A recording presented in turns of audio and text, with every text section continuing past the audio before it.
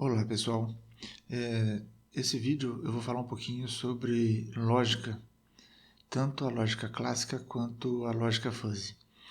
A ideia é que a gente possa entender um pouco desse assunto para entender bem os sistemas de inferência que a gente pretende produzir.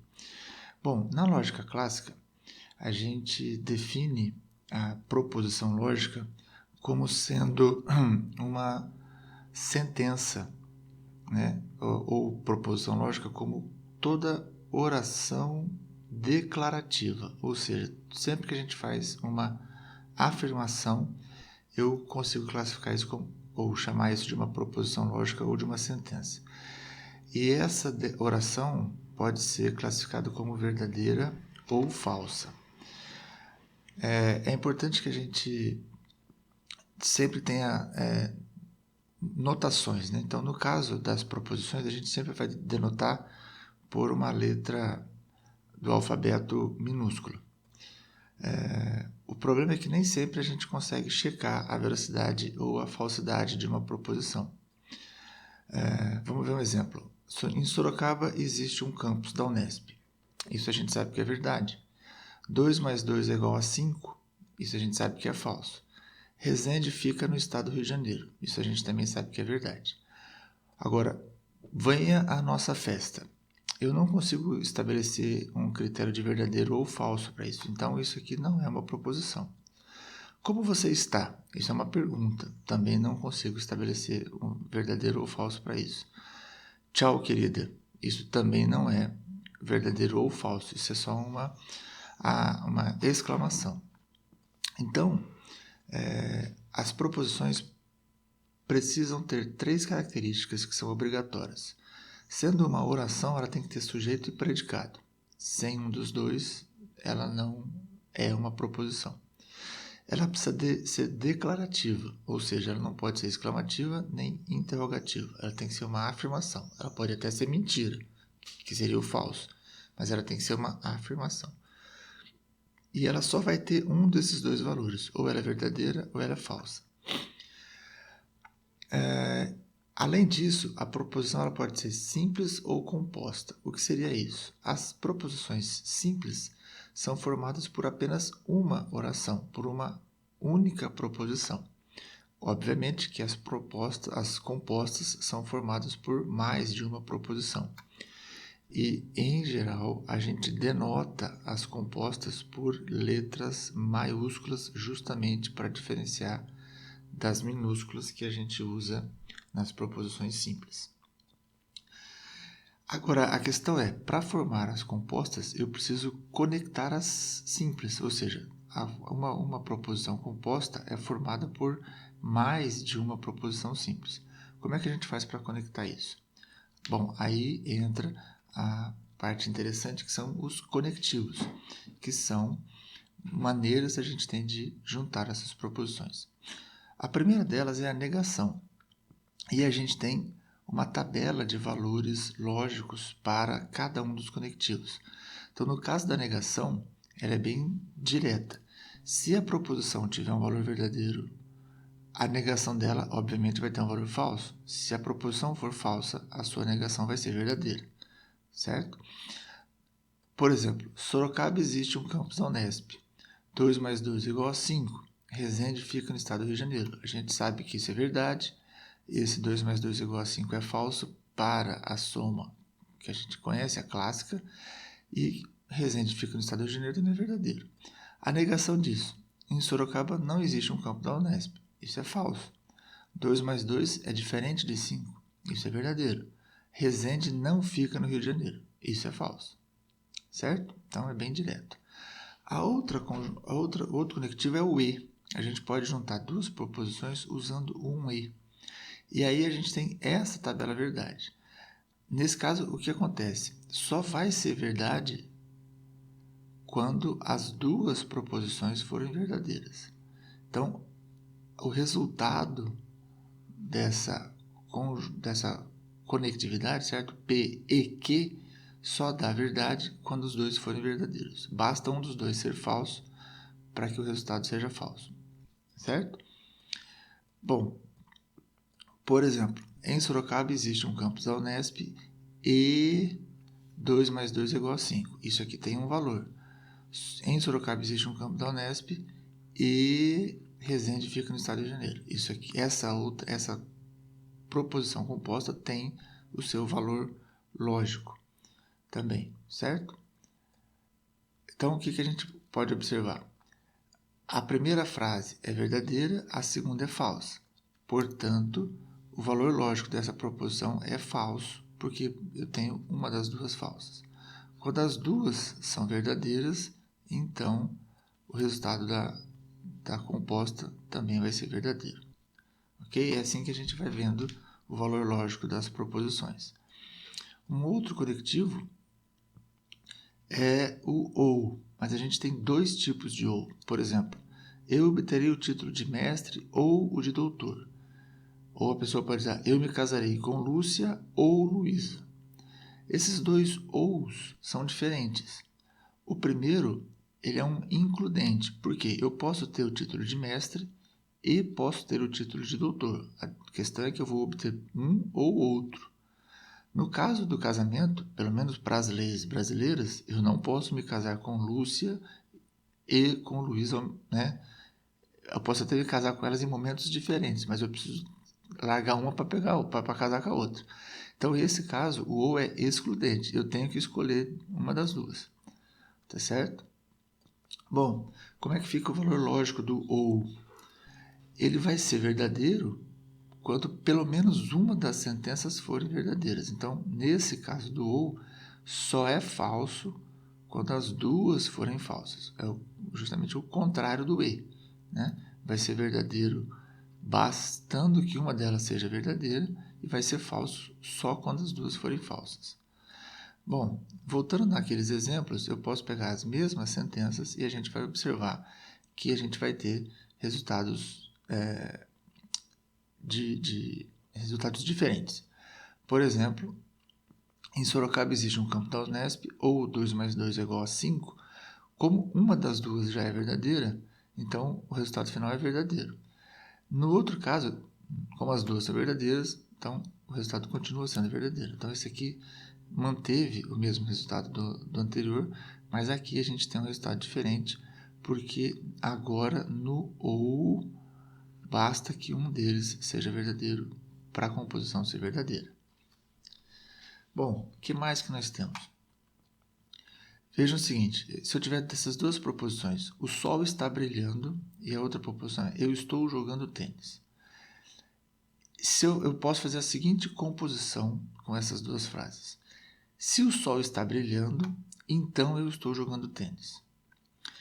Bom, o que acontece com esse caso, nesse se então?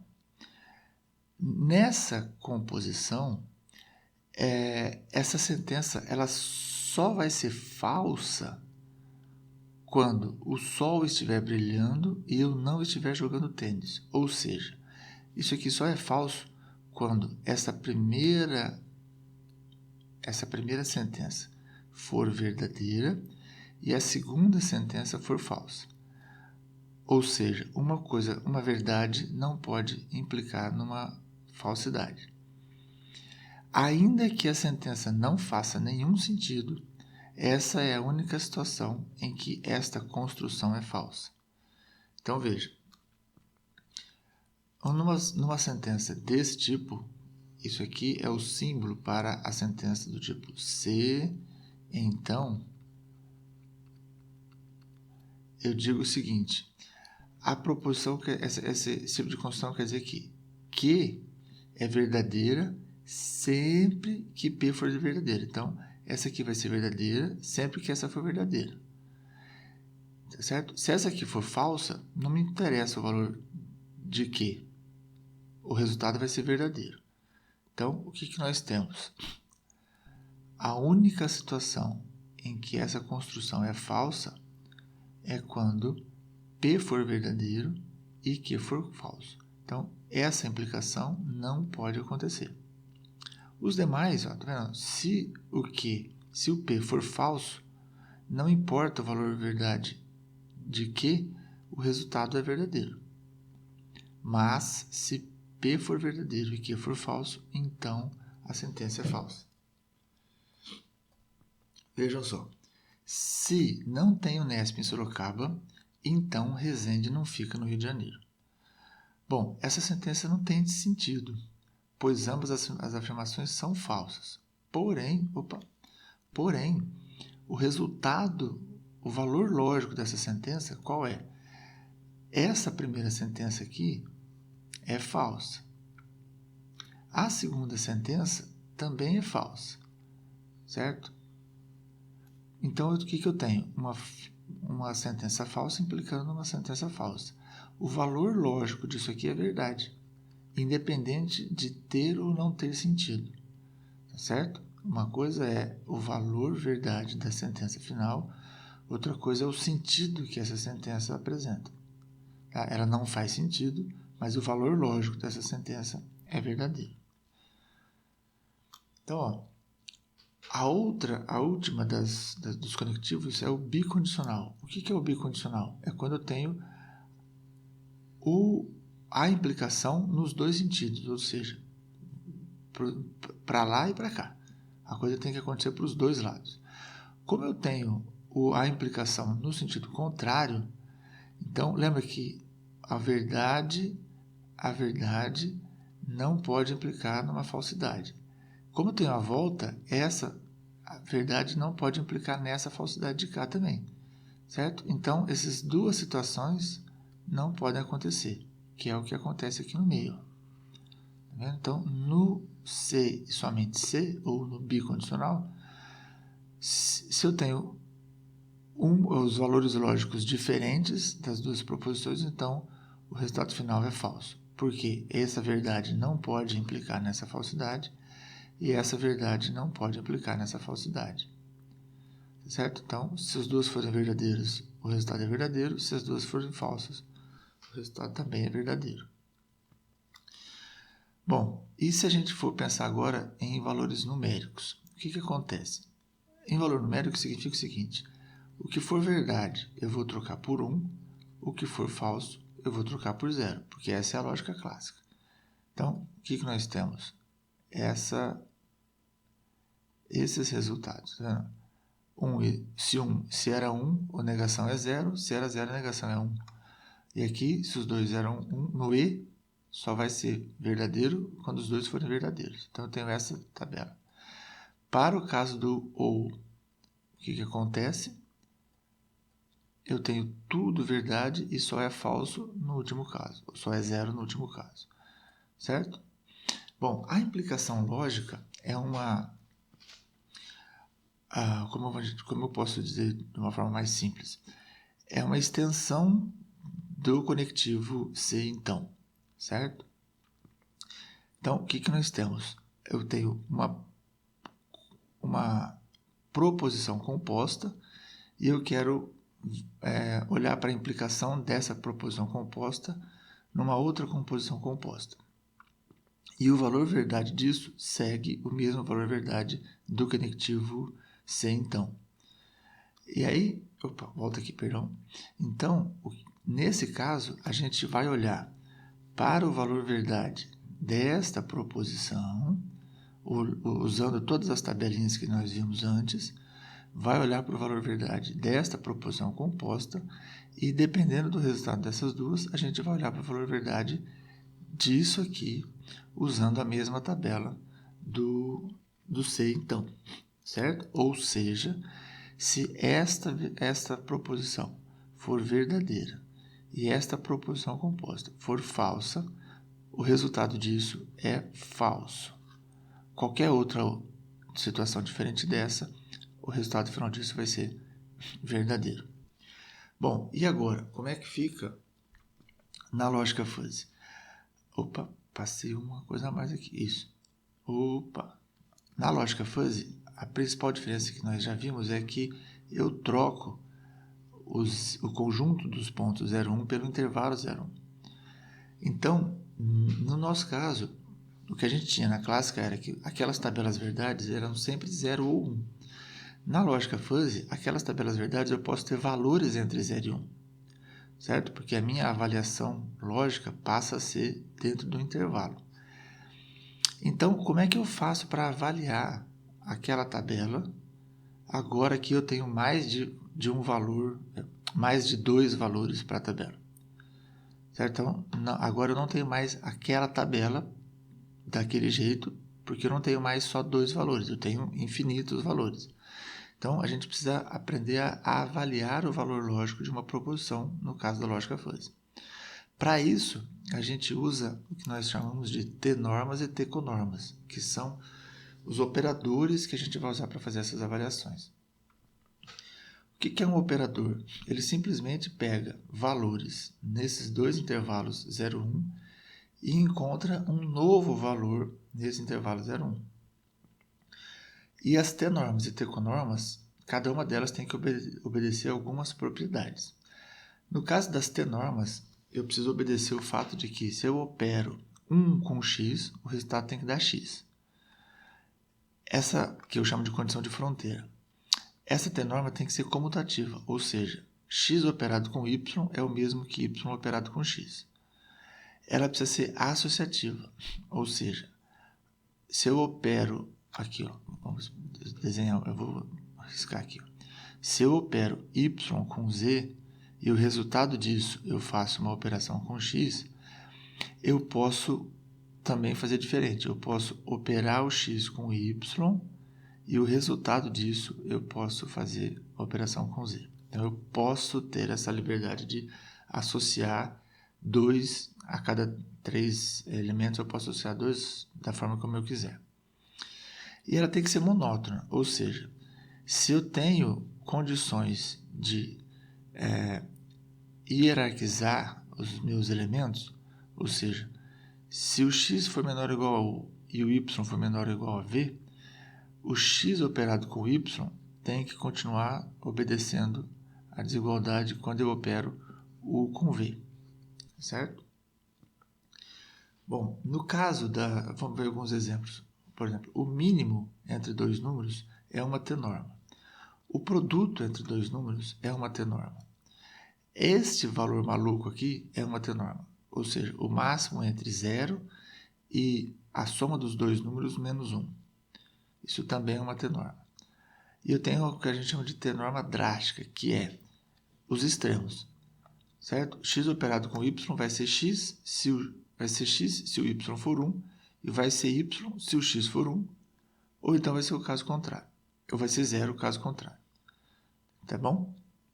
Então, nesse último caso aqui, se eu faço 0,2 operado com 1, certo? De acordo com essa norma, e como o y é 1, o resultado disso é 0,2. Então, eu sempre vou pegar um número que não seja 1.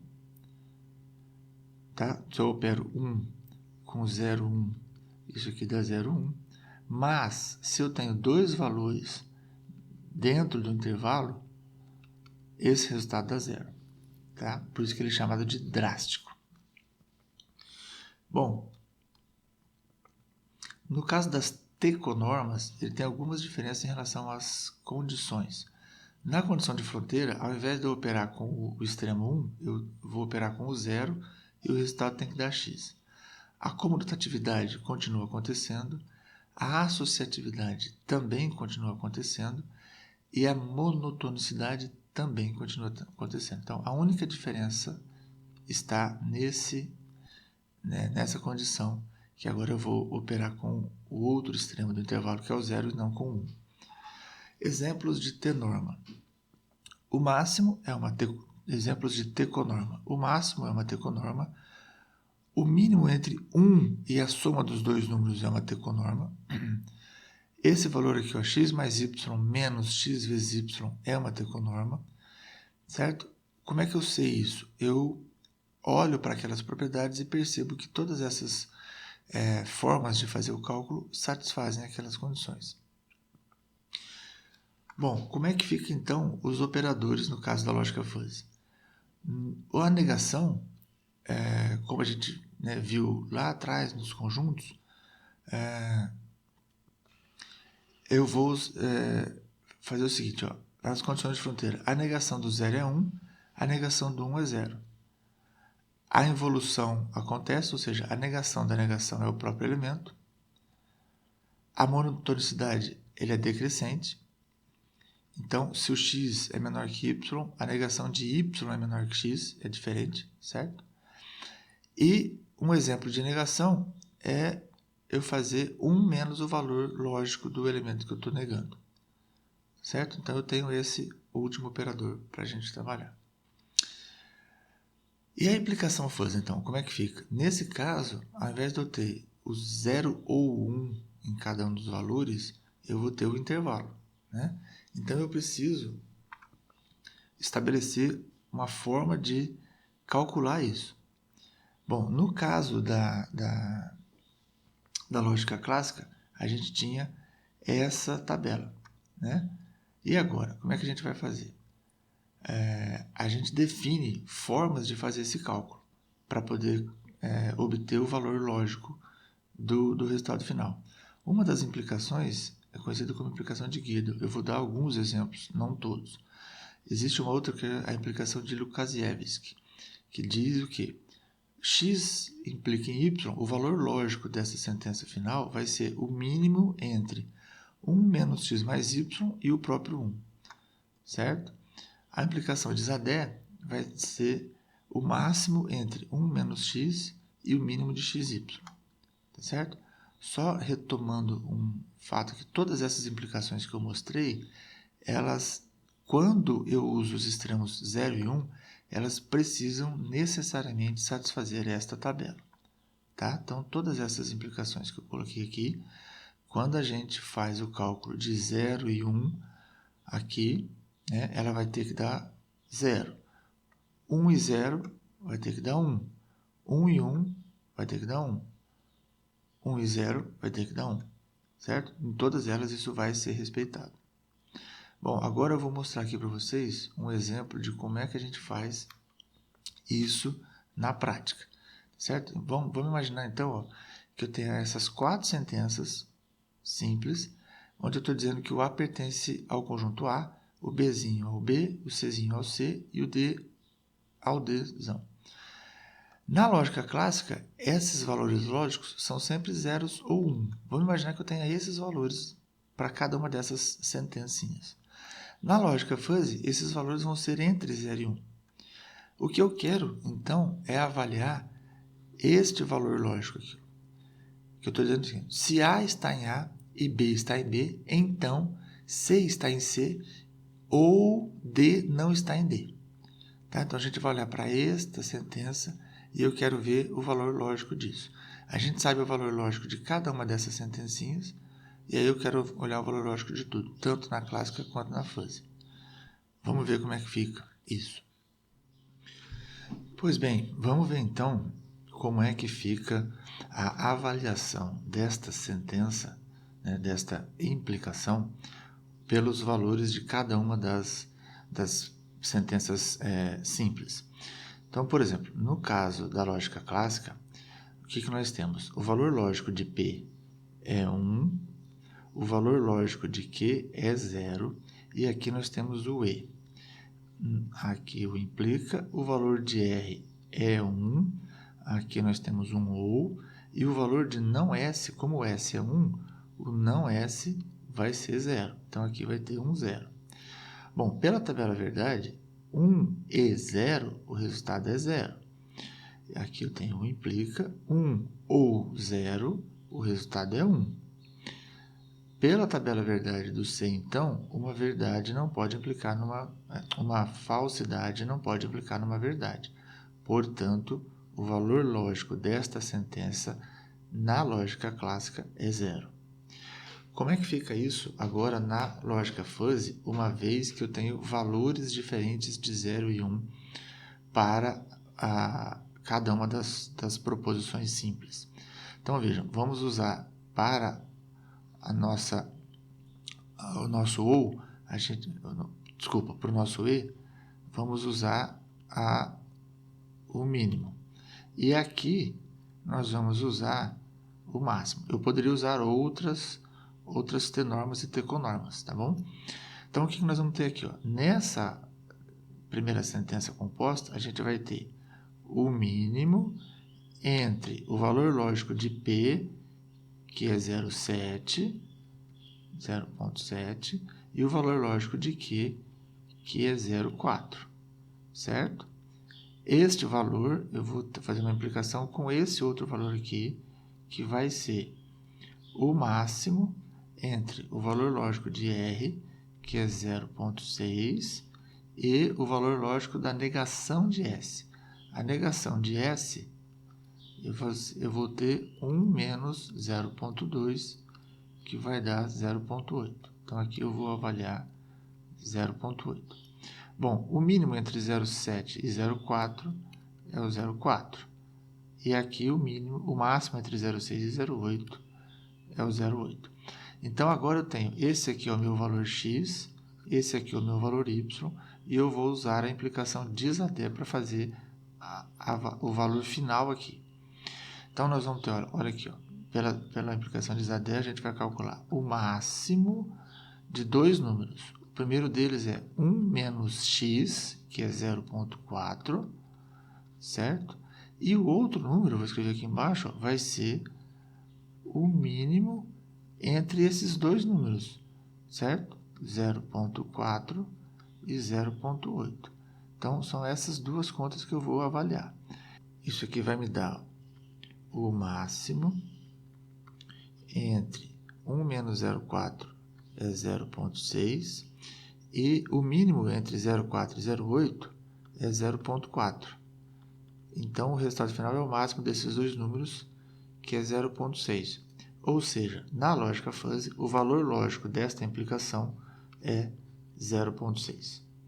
Certo? Então, vejam a diferença de como é que a gente trabalha em cada uma das lógicas. Uma está mais certa que a outra? Uma está mais errada que a outra? Não, não é esta a questão. Cada uma serve para um tipo de problema, tá certo? A lógica clássica funciona perfeitamente bem, ela serve para resolver inúmeros problemas, mas ela tem, não é uma limitação, mas ela tem, na sua concepção, ela assume apenas dois valores lógicos. Então, todos aqueles problemas que eu posso trabalhar apenas com dois valores lógicos, eu consigo tranquilamente resolver usando lógica clássica. Quando eu preciso atribuir mais valores, ou seja, mais graus de pertinência para um meu determinado problema, então a lógica fuzzy vai resolver melhor esse problema, tá certo? Bom, então com isso a gente tem o que a gente chama de raciocínio aproximado. O que é o raciocínio aproximado? É um processo onde a gente pode tirar conclusões a partir de premissas com determinadas incertezas. Quando essas incertezas são fuzzy, então a gente costuma assumir que isso é um raciocínio fuzzy. Um exemplo disso, se eu disser, se a folha da planta está amarelada, então a planta está doente. A questão aqui é, o que é amarelado? Amarelado para umas pessoas pode ser uma coisa, para outros pode ser outra. No sentido de que eu posso partir de uma planta totalmente verde para uma planta totalmente amarela. Nesse processo, lembram da bola branca para a bola preta passando pelas bolas cinzas? Nesse processo de sair da planta verde para a planta totalmente amarela, eu vou ter etapas de amarelamento da folha. Então, este conceito ele passa a ser um conceito fuzzy. Ele pode ser modelado por uma função fuzzy, certo? Por um conjunto fuzzy. E aí, então, eu passo a ter uma premissa com uma certa incerteza, e aí eu quero concluir se isso aqui é verdade ou não, a partir dessa premissa incerta. De um modo geral, o que nós temos é isso. Eu quero saber, a partir do fato de x ser um balãozinho, se o y vai ser um quadradinho, certo? Então, sabendo que isso aqui acontece, e aí nesse eu posso ter os meus graus de incerteza, eu quero saber o quanto que o y vai ser quadradinho, também tendo os graus de incerteza, e o quanto essa afirmação está certa ou está errada. Isso é o que a gente chama de generalização do modus ponens. Modus ponens é um dos modos de inferência da lógica. Nós não entramos nesse contexto, nesse vídeo, tá? Mas só para situar vocês. Bom, com isso a gente consegue então construir os nossos sistemas baseados em regras, que são justamente os sistemas fuzzy que nós vamos construir. Esse sistema ele é composto por 4 etapas. A primeira, que é o módulo de fusificação, a base de regras, o modo de inferência, que é justamente onde entra isso que nós estamos comentando nesse vídeo, e por fim, o módulo de defusificação. No módulo de fusificação é onde a gente vai construir os nossos conjuntos fuzzy para cada uma das entradas do sistema, tá? Nesse caso, é bem importante que a gente tenha participação de especialistas, ou pelo menos que a gente use a bibliografia, né, para poder construir esses conjuntos. Na base de regras, também a gente vai construir as proposições para cada uma das variáveis que a gente tem no sistema, tá? É justamente aqui que vão aparecer as regras usando justamente o se então. Ou seja, eu vou ter para cada variável uma premissa, né, uma proposição para cada uma delas, e aí eu vou ter a saída também. Eu posso ter mais de uma variável ou não, né? Posso ter uma variável só ou mais de uma. Tá? Então essas regras também são construídas de preferência com a ajuda de especialistas. Bom, o modo de inferência é justamente onde a gente vai fazer as contas de acordo com aquilo que a gente mostrou agora há pouco, tá? Usando as nossas t-normas e as nossas t-conormas. E na defusificação é quando a gente vai transformar o resultado fuzzy em um número real para a gente poder tirar conclusões a partir disso. Tá bom? Bom, isso era o que eu tinha para falar nesse vídeo. Aqui eu vou deixar algumas bibliografias que a gente usou. E até a próxima.